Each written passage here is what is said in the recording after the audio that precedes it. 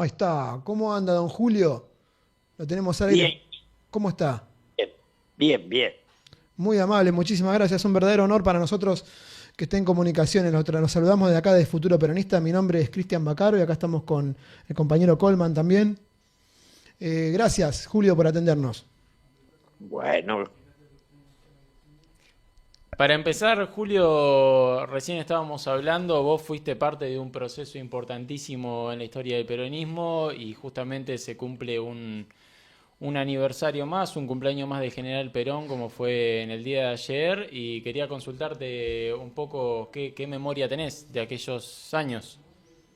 ese día fue el último cumpleaños de Perón. Fui a visitarlo a Olivos junto con 4 diputados y nos hizo quedar casi 3 horas. Fue una charla larga, hermosa, de un Perón que la historia ha negado, de un Perón cuya grandeza fue luego utilizada por sus herederos, sus falsos herederos, porque si hay algo que no tuvo Perón fue herederos. Un pensamiento patriótico, en esencia, el momento más alto de nuestra sociedad. Pensar que Perón va a morir en su retorno al país pacificando e integrando un parlamento de lujo, del cual tengo el honor de haber sido parte, miembro. Digamos, su interlocución con Balbín, con Frondizi, con los demócratas cristianos, con los conservadores, digamos, su idea de la unidad nacional, ¿no? Vos el otro día, Julio, hablaste en una de las entrevistas y dijiste que algo me pareció muy interesante. Perón vino a disolver el peronismo, tratando, entiendo yo, digo, de esto, de buscando la unión nacional, expandir las fronteras, ¿no?, del movimiento. Me parece interesante que reflexiones al respecto. Sí, nosotros deformamos hasta los peronistas, deformaron pasar. Perón en su retorno no lo saludó a Cafiero. Es duro que yo lo diga, pero era absolutamente así. No quería el viejo peronismo. La traición a Perón fue de mi generación. Mi generación, a la que él le apostó y le dio todo el poder, decidió que el camino no era la democracia, sino la violencia. Y en lugar de apoyar la democracia, vos fíjate que Perón saca el 62, casi el 63% de los votos, y 3 días después lo asesinan a Rucci. En nombre de la revolución peronista, individuos que son intrascendentes, que nunca pudieron dar una entrevista ni escribir un libro. O sea, mi generación fue un fracaso realmente, porque entregó muchas vidas, pero no dio ningún estadista. Buena definición, la verdad que es interesante. Y esto que vos decías, ¿vos creés que ese asesinato de Rucci terminó siendo un parteaguas que todavía el peronismo no pudo resolver? No, el peronismo lo tiene resuelto. El peronismo, Perón se acusó de traidores, pero digamos que hay una reivindicación de la guerrilla que es traición al peronismo desde ya. El peronismo siempre tuvo su base en los humildes, no en la vanguardia iluminada. Y cuando se reivindica la guerrilla, se está reivindicando una vanguardia iluminada traidora al peronismo y a la patria, porque ser violento en democracia es traición a la patria.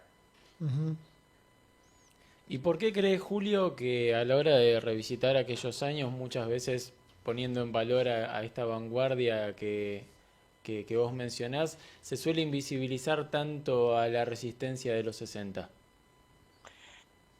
Yo tengo un libro publicado, no lo publiqué yo, no, lo hicieron 3 periodistas jóvenes de Página 12, que se llama La Intemperie, que es un diálogo con el más decente, digno y revolucionario de los militantes, que fue Jorge Rulli. 11 años de cárcel, balas, bueno, heridas por todos lados, cicatrices y una dignidad. Pero a esos hombres no los escuchamos a los menores. Vos fíjate que no quedó ningún sobreviviente de la guerrilla que tenga algo que decir. Sí, sí. No pasó esto que vos decías el otro día de lo que pasó con Pepe Mujica en Uruguay, ¿no? Porque si no te volvés sabio, te volvés necio en la vida, no hay vuelta. Interesante. A mí me gustaba mucho, saliendo del tema, pero me gustaba mucho una frase que te escuché una vez decir a vos, que decía que en la vida había que tener 3 cosas: un amante, un perro y un psicoanalista que te amance la muerte 2 veces por semana. ¿Seguís pensando eso? Eso no era mío, era de lo de citaste Armando vos. Tejada Gómez. Sí, lo citaste, pero no era tuyo, sí. Sí, de Armando Tejada Gómez. Vos sabés que cuando yo fui secretario de Cultura me vino a visitar. Y yo tengo una memoria bastante extensa. Y entonces le dije esa frase, porque él dice eso a los ricos. Digamos que es un ejecutivo. Y es un personaje menor que tiene un perro, un amante y un psicoanalista que le amansa la muerte 2 veces por semana. Qué interesante. Muy interesante. Y vos ves los ricos de hoy. No hay un rico, porque el que se hace rico produciendo, como Henry Ford, digamos, tiene una estructura ética y moral distinta al del banquero. Y si vos ya vas al coimero, al rico coimero, ya te encontrás con un perverso. Fíjate que hoy nos endeudamos para sostener $1 barato para que los ricos puedan fugar los capitales de nuestro país. O sea, perdemos miles de millones para tener $1 que le permita a los ricos viajar y comprar chucherías. Empobrecemos y endeudamos a la vez. Esto es hacer una colonia, ¿no? Claramente. ¿Y cómo llegamos hasta acá, Julio? ¿Cuál es tu idea de por qué estamos acá?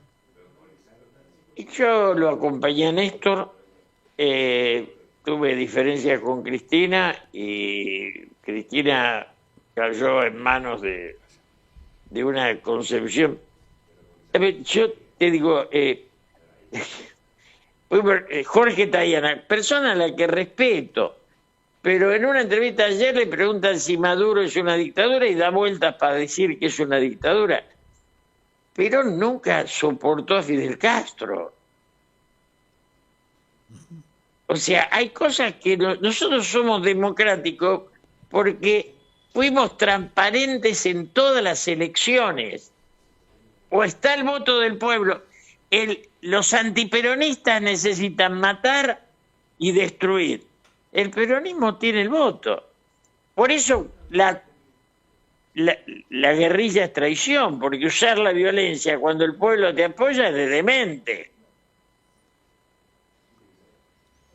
¿Y vos crees que detrás de eso hubo algo? ¿Hubo intereses foráneos detrás de la guerrilla argentina en los 70? Y si vos lo agarrás a Berbisky y te preguntás si es agente inglés o agente de la CIA, pero es agente. Claro. Es Botón de chiquitito, digamos, es un personaje muy menor. Además, tan Botón es que nunca fue preso. ¿Te imaginas un revolucionario que nunca fue preso? Totalmente. Es para que te pregunte de dónde viene, ¿no? En la dictadura no le tocaron ni el timbre, ¿no? Como decías el otro día. No, ni el timbre. Y todavía sigue formando opinión ahí de esos espacios de No forma no, opinión. en un sector Eso minoritario, digo, ¿no? Pero siempre hay un partido comunista con 20.000 boludos, siempre hay, pero esas enfermedades son parte de la sociedad. Totalmente. Y en ese sentido, vos creés que generacionalmente, ¿qué respuesta se puede dar ante este peronismo de buenos modales, que le cuesta blanquear cuestiones como lo que mencionabas de la entrevista de ayer de Tayana? Oh, yo te digo, el otro día vino, a mí me visitan jóvenes, ¿no? Y qué sé yo, me escuchan, bueno, y no hace 2 o 3 meses vino un joven, 19 años, y yo nunca hago la pregunta ¿por qué sos peronista? Pero me choca el peronismo. Digo, ¿por qué te sentís peronista? Me dijo, porque es el único retazo del pasado digno de ser recuperado. Qué buena frase. Qué buen concepto, ¿no? Sí. Qué buena... Hermoso. digamos que hermoso. Tan grande como aquel morocho una vez, un obrero, que me dijo, después de Perón y Evita, nunca más tuve que bajar la vista frente al patrón y al policía. Ujú. Sí. El peronismo devolvió la dignidad. Y eran trabajadores, los empleados públicos no eran peronistas. Eran los obreros. ¿Podrá el peronismo nuevamente devolverle la dignidad al pueblo? El patriotismo. El Yo patriotismo me prefiero gusta. hablar del patriotismo. Es más amplio, Porque ¿no? el peronismo ya es un traje que se probó Menem para robar y se afanó todo, apellido Menem, viste, cuando aparece un Menem desaparece algo. El que hay que agarrarse los bolsillos. Y después, yo con Néstor fui amigo, y te digo, él tenía una concepción del poder económico como poder central. Tuvo una virtud enorme que mientras él tuvo el poder, los grupos económicos no manejaban la Argentina. Cuando después vino la idea del progresismo y toda esa farándula que termina en la estupidez de Alberto Fernández, que a quien conozco como de memoria, lo conozco de cuando era abogado de Varela sí, de cuando pertenecía a otros partidos, ¿no? A otras fuerzas. Y nunca militaron, ninguno de ellos militó nunca. Es buena la idea de lo que decís del patriotismo, ¿no? Porque también abraza a más gente y creo que también esto de la marca peronista por momentos está como muy quemada, porque es lo que vos decís, la gente que no está politizada. Además, Perón quería eso, quería el patriotismo. Tenía conservadores como Solano Lima, tenía Gelbar que venía del PC, tenía el Colorado Rambo, tenía a Frondizi. Digamos, la idea es el patriotismo contiene a todas las ideologías, porque la patria contiene a todas las ideologías, y la antipatria también.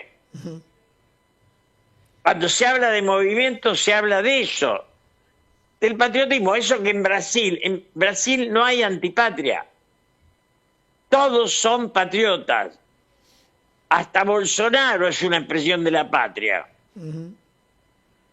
Chile lo mismo, acá no. Nosotros somos el único país que tiene un sector que se odia haber nacido acá y no se quieren ir, ¿sí? Quieren seguir robando. Caputito es un ejemplo central de eso. Odian el país que intenta gobernar, ¿no? Tienen el dólar barato para fugarlo, para dejarnos más deuda. Entonces ahora nos van a dar 30.000 más para hundirnos un poco más las generaciones que vienen. Sí. Para que nos cueste más volver a ser patria. Porque ellos saben que van a perder y vamos a volver a ser patria. En el bloque anterior nosotros estábamos conversando con Martina Yerbe y uno de los temas que fueron surgiendo naturalmente en la conversación fue un poco la idea de recuperar la idea de ser nacional, que bueno, viene muy de la mano con lo que estás mencionando, Julio, y en ese sentido quiero preguntarte qué pasos ves vos a seguir dentro de los distintos sectores que habitan hoy el peronismo para poder retomar este camino. Se necesita que resurja, bien, Dios nos regala jugadores de fútbol, escritores, hasta un papa, y no nos regala un político. Tenemos mala suerte, nace un jugador, nace un Maradona, nace un Messi, pero un Perón no nos viene. Entonces, lo que hoy es urgente es construir una generación que tenga conciencia. Para que alguien te diga que el destino de una sociedad es el equilibrio fiscal, es maravilloso, es la decadencia en estado puro. En el concepto está la destrucción, ¿o no? Totalmente. Sí, totalmente. Es la cristalización de la decadencia. ¿Usted para qué nació? Para el equilibrio fiscal. Ah, qué bien, qué lindo destino le tocó. ¿Y qué nos recomendás vos a nosotros, digo, desde tu mirada de la experiencia, ¿no? Digo, porque estábamos hablando justamente, como decía recién acá Lautaro, con Martina Cervi, nosotros decíamos esto, de empezar a recuperar la agenda propia y no entrar en esta falsa dicotomía que nos mantiene entretenidos, pero no nos deja ahí encerrados. Eso es así. Martín estuvo acá en casa, es un tipo, tiene una virtud que es discípulo de Alberto Muela, y Alberto Muela es el último filósofo que nos queda, un ser maravilloso, deslumbrante. Uh-huh. Uno de esos que nunca le importó el dinero, pero que además, digamos, es de la Sorbona, es una formación ideológica superior. La reflexión es el único camino que te saca de la crisis. Y a entender que no hay dogma. Hoy la secta de Milei se enfrenta a la secta de Cristina. Totalmente. Y las sectas son la negación de la política. Uh-huh. La política es hija de la duda, no del fanatismo. El fanatismo es el miedo a la verdad. Qué bueno eso que decís. La vida no soporta dogmas, como decías el otro día. No, yo repito la frase de Albert Camus. Muy bueno. Debería existir el partido de los que no están seguros de tener razón, sería el mío. Totalmente. El dogma encierra, digo, no permite ver la realidad, digo, es mantenerse en el espacio seguro. En cambio, la duda es la que te abre a las posibilidades y a crear algo nuevo. Exactamente, es la apertura de la mente. La reflexión, vos fíjate que no tenemos reflexión. Uh-huh. Y no tenemos militar. Yo veo, a mí no me invitaron todos los canales menos C5N, porque C5N no me soportaría a mí. Entonces, y yo los veo y qué sé yo, ¿qué tendrá que ver el gato silvestre con la historia del peronismo? No sé, le prestaron un libro, qué sé yo. No, son esos dogmatismos decadentes que por ahí pasás después un canal enemigo o adversario y tienen más claridad en las ideas porque sus autocríticas son más valiosas. Sí. Sí, aparte envenena a la gente, pero no le da ninguna salida. Porque vos lo tenés porque envenenando. sí, es así. Entonces, C5N es un 678, ¿no? Ampliado. Sí, convertido en canal. Horas. Uh-huh. Sí, por 24 horas. Pero, digo, y este pibe que le dan una hora a un pibe que es marxista y que entonces habla y habla y habla. Yo digo, mirá si la dieron a Alberto Vuela esa hora, ¿no? Qué interesante. A un filósofo, un pensador. No le sacás una reflexión ni que lo operes. Uh-huh. Sí.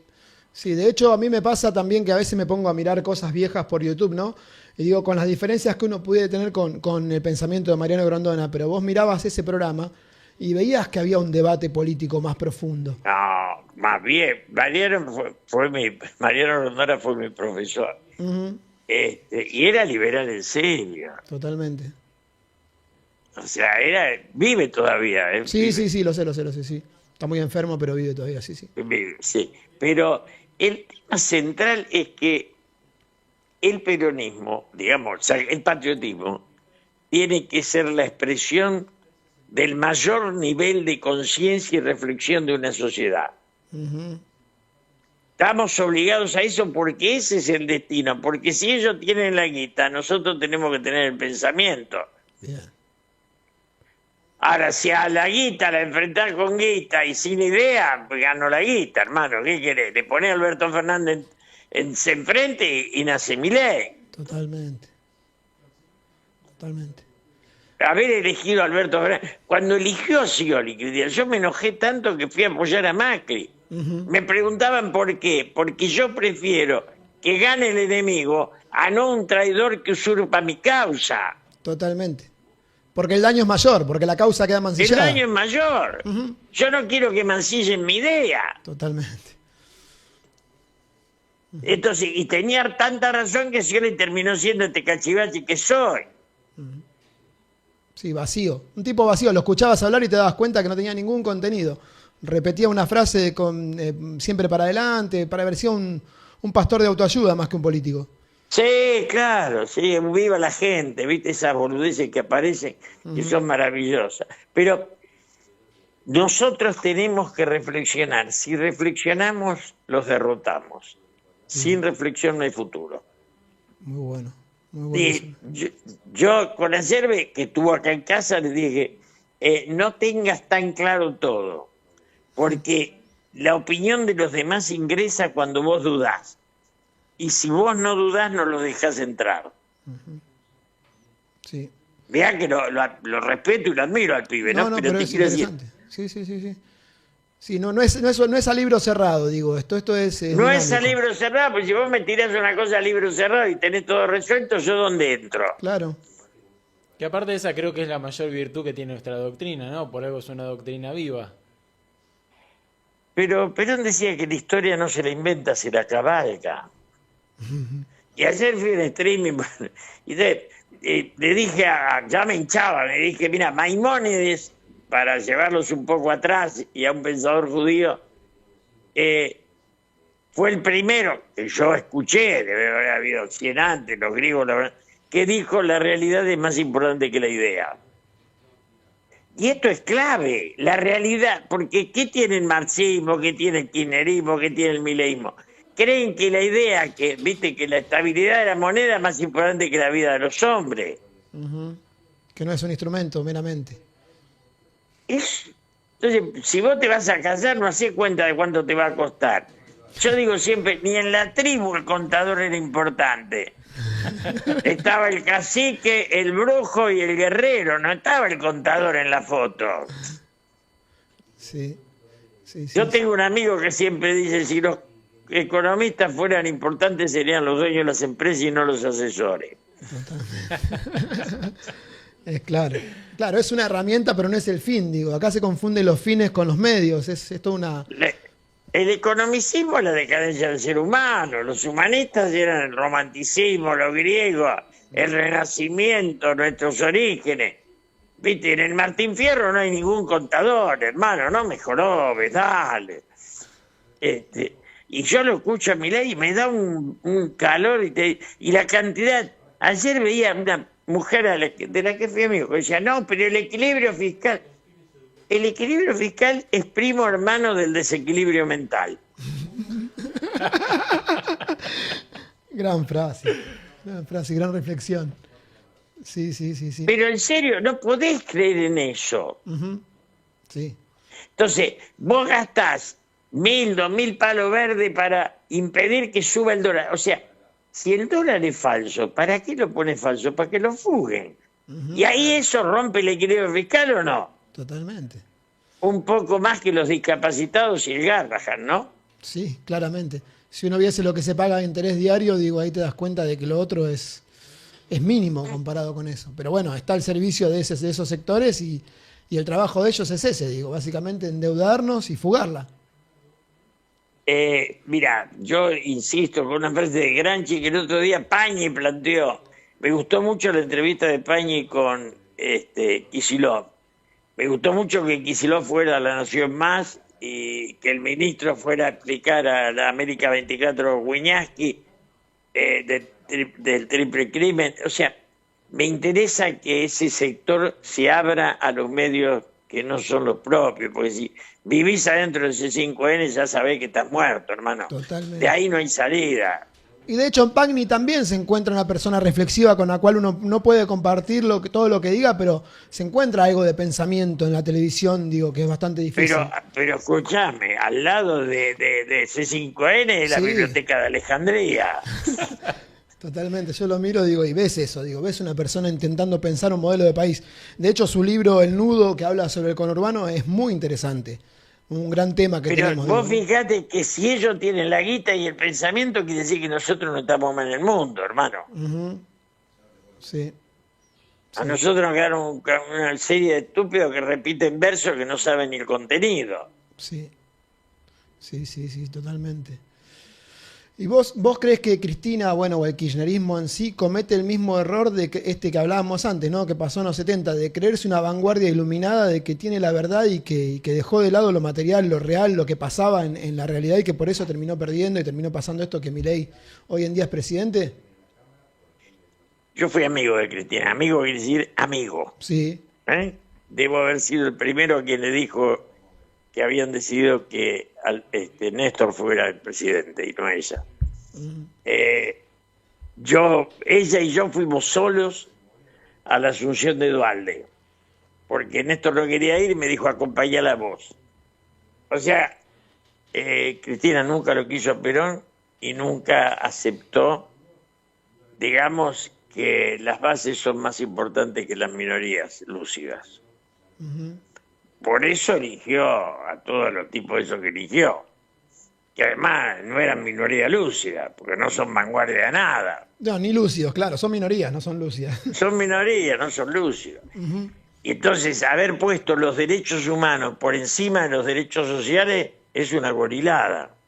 Sí, totalmente. Totalmente. Se enfocaron en una minoría y dejaron afuera las mayorías. Digo, quedaron desprotegidas las mayorías. Pero, digamos, yo tengo exilio y secuestro, pero son detalles de mi vida, personales son. No son de la vida política. Me pasó, ¿qué le vas a hacer? Pero no hago de eso un pie para... ¿No? No. Digo, y si vos tomás la vida de Rulli, en ese libro, A la intemperie, sí, es un diálogo con él, donde hablamos de la resistencia antes de la aparición de los Montos. Pero bueno, son historias de vida. Yo estoy muy contento de la mía y te digo sinceramente, después eso primero Cámpora era un boludo, o sea, cuando vos te pones el nombre de un boludo, ya está. Ya naciste mal. Sí, claro. Ya naciste mal. Ellos tendrían que haber puesto la John William Cook, que era lúcido y traidorzuelo, porque se había enamorado de Fidel Castro por encima de Perón. Creía que Fidel era más que Perón. Y Fidel le decía claramente, el ejemplo de la isla no le sirve al continente. Sí. Entonces, viste, no es que uno haya sido anticubano. Cuba no fue nuestra guía. El peronismo era muy superior al marxismo.